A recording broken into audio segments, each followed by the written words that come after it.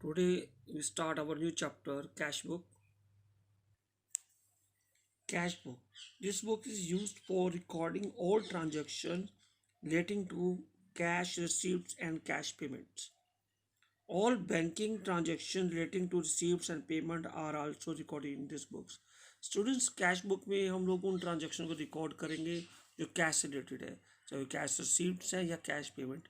इसमें banking transaction भी हम लोग इंक्लूड करेंगे. देखिए, टाइप्स ऑफ कैश बुक में एक सिंगल कॉलम कैश बुक होती है, एक डबल कॉलम कैश बुक होती है और एक पेटी कैश. तो फर्स्ट ऑफ ऑल हम सिंगल कैश बुक कॉलम करेंगे. ये कैश बुक को समझने से पहले हम उसका फॉर्मेट देखते हैं. फर्स्ट जो रिसिप्ट साइड होगी इधर डेबिट में और क्रेडिट में होगी पेमेंट साइड. रिसिप्ट साइड में फर्स्ट कॉलम बनेगा डेट का, second particular, third voucher number, fourth LF and fifth amount.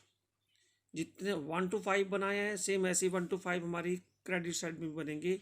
Date, particular, voucher number, LF and amount. Students, voucher number और LF का कॉलम आपको बिल्कुल छोटा सा बनाना है. Let's take illustration number 1. देखिए, आपके पास ट्रांजेक्शन्स गिवन है, जैसे आप जर्नल एंट्रीज में हम लोग ट्रांजेक्शन्स करते थे. स्टूडेंट्स, आपको एक बात नोट करनी होगी कि आपके पास एक ओपनिंग बैलेंस गिवन होगा, बैलेंस ब्रो डाउन के नाम से.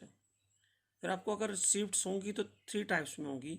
अगर आप किसी XYZ से रिसीव करते हैं, आप सेल करते हैं या आपको इनकम होती है, तो वो सारी रिसीप्ट्स हैं, इसको आप डेबिट में रखेंगे. और पेमेंट होती है, अगर आप किसी को पे करते हैं, XYZ को पेमेंट करते हैं, कोई परचेजेस करते हैं एंड कोई एक्सपेंसेस करते हैं, तो वो पेमेंट साइड पे आएगा. तो रिसीप्ट 3 टाइप की रिसीप्ट्स एंड 3 टाइप की पेमेंट्स होंगी आपके पास. देखिए, जो ट्रांजेक्शन मैंने आपको दिखाई है उससे रिलेटेड क्वेश्चन है. फर्स्ट, अगर हम बिजनेस स्टार्ट कर रहे हैं तो वो कैपिटल इंट्रोड्यूस हो रही है. तो कैपिटल देने वाला कोई पर्सन है जो जिसका भी ये बिजनेस स्टार्ट, जिसने भी किया है बिजनेस, तो 2 कैपिटल यहाँ रिसीप्ट्स होंगी. 2 रिसीप्ट्स में कैपिटल. देखिए, जैसे कैश अकाउंट डेबिट 2 कैपिटल होगा, आपको कैश को रिकॉर्ड नहीं करना, आपको सिर्फ कैपिटल को करना है. मींस कैश बुक से में जब हम बनाएंगे तो कैश वाली ट्रांजेक्शन्स लेंगे और कैश के ऑपोजिट जो आइटम होगी उसको रिकॉर्ड किया जाता है.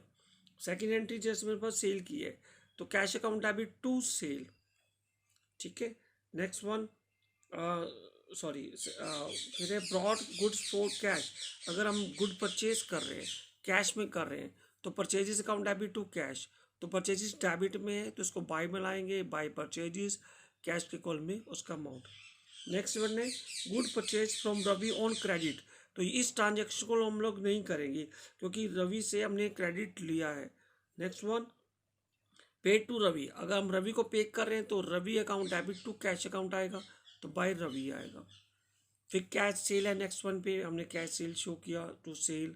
फिर purchase furniture for cash, by furniture, और वो कैश में है. Paid wages, by wages. Paid rent, by rent, ये एक्सपेंसेस है. रिसीव्ड कमीशन, कमीशन रिसीव्ड है तो ये इनकम है मेरे पास. और withdrew for personal expenses means drawing, by में. पेड सैलरी, बाय में. मीन्स जितनी भी इनकम्स है वो हमने डेबिट की हैं, जितने भी एक्सपेंसेस हमने सारे क्रेडिट किए. अब आपको करना क्या है कि डेबिट साइड का टोटल कीजिए और क्रेडिट साइड का टोटल कीजिए. इन दोनों का डिफरेंस जो आएगा वो आएगा बैलेंस शीट. यानी ये इस मंथ, जैसे ये हमारे पास मार्च के मंथ की ट्रांजेक्शन है, 31 मार्च में जो बैलेंस आएगा वो मार्च के बाद अप्रैल के लिए ओपनिंग हो जाएगा. ओपनिंग यानी टू बैलेंस ब्रॉट डाउन. फिर नेक्स्ट अप्रैल की ट्रांजेक्शन जैसे भी क्वेश्चन में दिया होगा, फिर हम सेकंड क्वेश्चन हमारे पास बन जाएगा. स्टूडेंट्स, अब सेकंड जो है वो डबल कॉलम कैश बुक है, जिसमें कैश एंड बैंक दोनों की ट्रांजेक्शन हम रिकॉर्ड करेंगे. ये मेरे पास ओपनिंग बैलेंस है, cash in hand, balance bro down cash का, कैश एट बैंक, बैंक का, अदर ट्रांजेक्शन हमारे पास है. अगर आपको किसी भी पोस्टिंग करने में प्रॉब्लम आती है तो पहले आप उसकी जर्नल एंट्री पास आउट कर लीजिए, फिर आपके लिए वो ईजी हो जाएगा. कि अब हम क्या करते हैं, इन ट्रांजेक्शन को देख लेते हैं एक बार. जैसे 4 जनवरी में sold goods for cash, receive from Suresh, receive a check from Ravi and immediately deposit into bank, paid salary to staff by cash check, paid Sudhir by check, paid traveling expenses, cash purchases, cash deposit. आप इस transaction को note करेंगे. 16 को cash cell, paid wages, withdrew from bank for office use, एक आप 22 को भी note करेंगे। receive a check from Anil and deposit into bank. Anil check was returned by bank dishonor, purchase typewriter and paid by check, paid charity and paid into bank। और ये एक आप 31 की नोट करेंगे, यानी आपको 3 ट्रांजेक्शन नोट करनी है, 16, 22 एंड 31।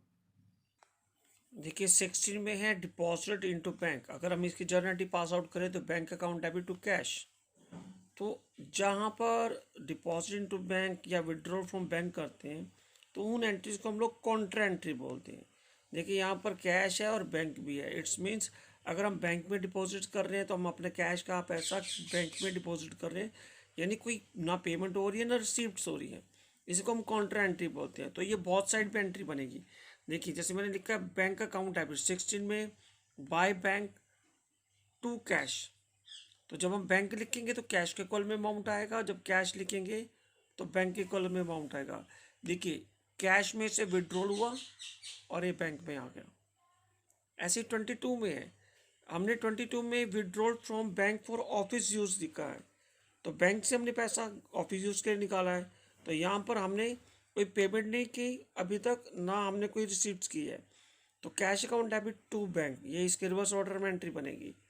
इसकी जब पोस्टिंग करेंगे बाय कैश टू बैंक, और यहाँ हम एक सी लगाएंगे, लेजर में सी मीन्स कॉन्ट्रा एंट्री लगाएंगे। कैश लिखा है तो बैंक के कॉलम में, और बैंक लिखा है तो कैश के कॉलम में। ऐसी 31 की भी एक एंट्री है paid into bank. Paid means deposit into bank, तो वही एंट्री बनेगी bank account debit to cash account. Students ये कॉन्ट्रा एंट्री होती है, इसको आपको बड़ी केयरफुली करना है।